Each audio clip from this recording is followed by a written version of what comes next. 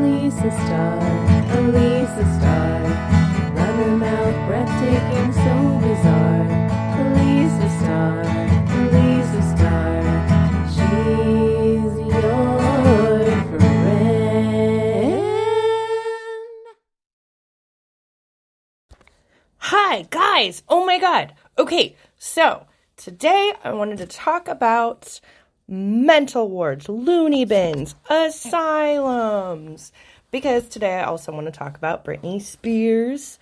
Obviously, everybody's been talking about Britney and about her conservatorship because it's weird and it sucks. The thing is that I always thought it looked a little bit familiar to me. Because basically what I saw happen, the series of events that I observed as somebody who obsesses about pop culture, is that basically Britney, well, I think she was taking a break for a little bit from working, and she literally gained like 20 pounds. There was a picture of her where she gained like 20 pounds. And I was like, all right, somebody's going to put their foot down. I don't think she's going to be allowed to do that. And that's what happened. She gained 20 pounds, and her dad, and it sounds like other members of her family, swooped in and were like, nope, obviously she's bonkers. We're going to need to take control of her life. And she hasn't gained any weight since, right? And she went back to working, and she pays all their bills. She pays all her bills. They get to decide who she eats, where she sleeps, who she sleeps with. And it's not surprising to me. First of all, she's not the first one. You know, why do you think that some of those, Doris Day had people who were trying to scam her? That's kind of why she quit Hollywood, is because most of the people in her family were trying to take over her fortune, and it took over her life, right? Like, she was a star in the 50s. For as long as people have been making a lot of money, there have been other people in their lives trying to take it, or trying to take control of their money. You see this in a lot of English murder mysteries, right? Where people get bumped off because other people want their fortunes.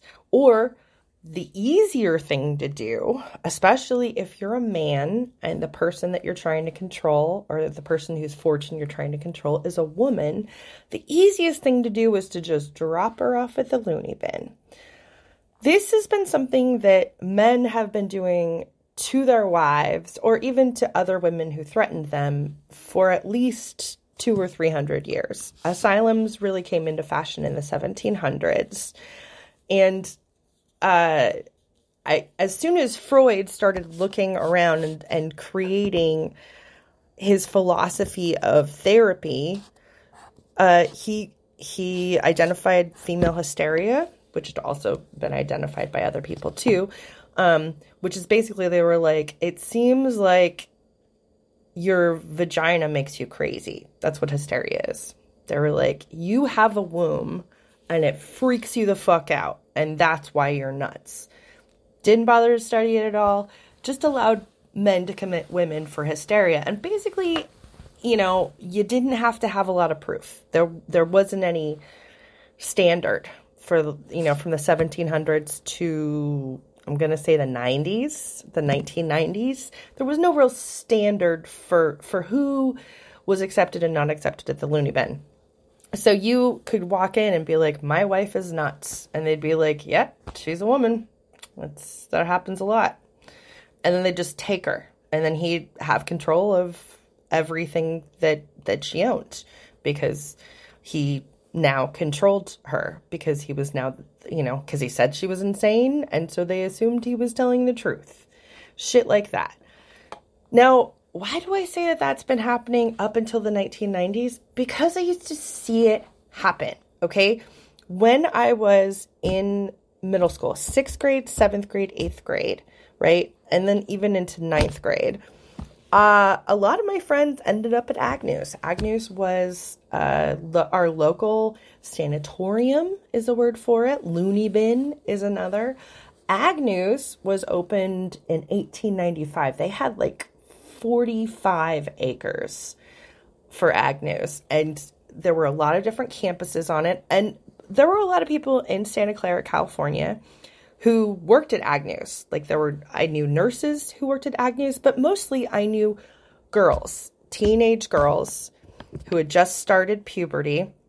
Their parents didn't like them. They didn't do what their parents wanted. Some of them had serious problems, but most of the ones I knew were being abused at home, and then that caused them to act out. And then their parents were like, well, I don't know what to do with you, and they'd shuttle them to Agnew's. So I knew, like, at school, I would see girls before and afterwards. They'd tell me what it was like. In high school, they'd have little reunions with each other because they were, like, all roommates together at the Loony Bin when their parents just dropped them off. And it just seemed to me like it was an easy way to stop taking responsibility for your kid, to stop taking responsibility for your relationships. It's just a way to control people who are doing things you don't like in your family, rather than resolving any kind of conflict like a normal person. You lock them up. And it always boggled my mind because it's not something people really talk about as adults.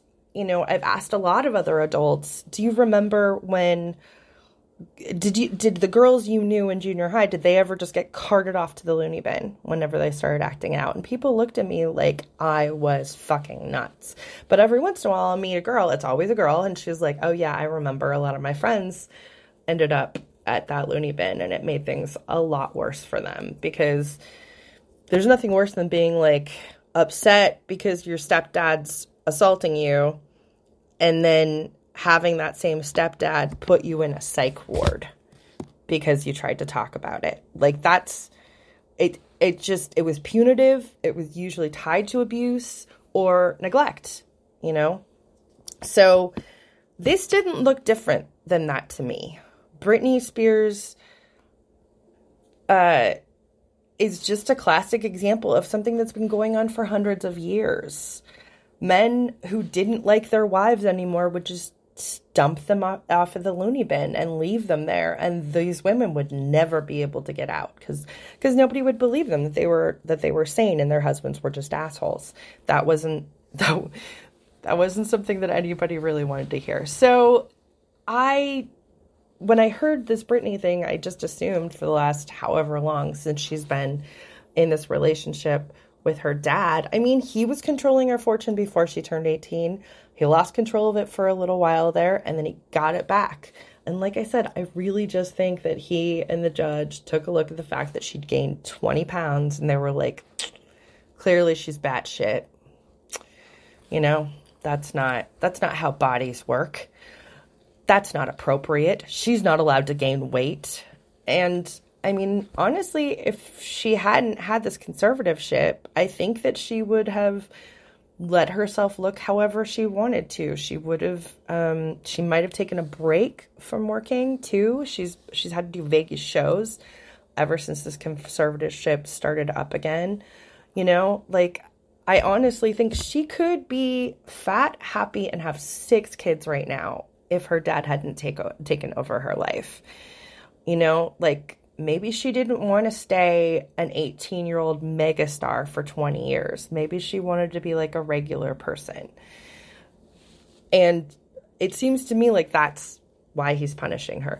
Honestly, a lot of Britney's other activities did not seem ridiculous to me. I mean, shaving her head. Every girl in that generation has shaved their head. I've shaved my head. Pretty much every woman I know in our, I'm sort of the same age as Britney, 40, 42-ish, late 30s for her, maybe. Anyway, I shaved my head. Every girl I know who's our age shaved their head. That was not insane. The press acted like it was insane, but the girls like wearing wigs anyway. It doesn't fucking matter what a real hair looks like. That didn't look insane to me. Attacking press with umbrellas also does not look insane to me. If you want people to leave you the fuck alone, you act nuts in front of them, so they leave you the fuck alone. I've done it at the bus stop. It's just nobody, like, the the nation didn't make fun of me because I'm not famous. So me drooling and picking up leaves and trying to show them to other people didn't really make news, you know, but it did keep the smelly guy from talking to me. Like, we've all done exactly the same things that Britney's done in our lives, but we didn't have enough money that someone saw that it was worth it to try and take control of our lives. I mean, hopefully this hasn't happened to you, but it's a lot easier to do with men than women, and it's still pretty easy to do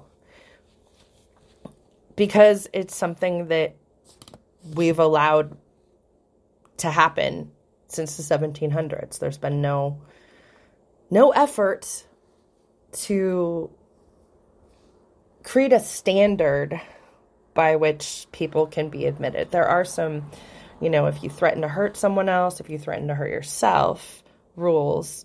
But it seems to me that real people who have real psychiatric problems aren't admitted to these loony bins. The people that I've seen who have gone into asylums have always emerged worse, and the people who really needed to be in there to get that kind of care are never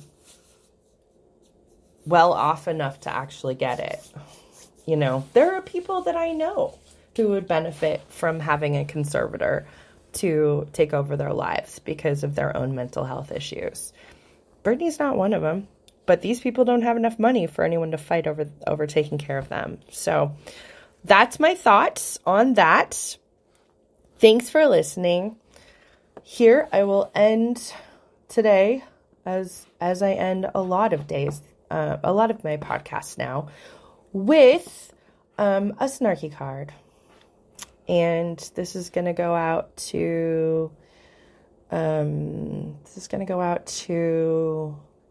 Edgar. Dear Edgar, I'm sorry I puked on your dick. Sincerely, Alisa Starr. Alisa Starr, Alisa Starr, blabbermouth, breathtaking, so bizarre. Alisa Starr, Alisa Starr, trying to get you to laugh at your scars. Alisa Starr, Alisa Starr, tells you what's up wherever you are. Alisa Starr, Alisa Starr, she is a booby blabbermouth.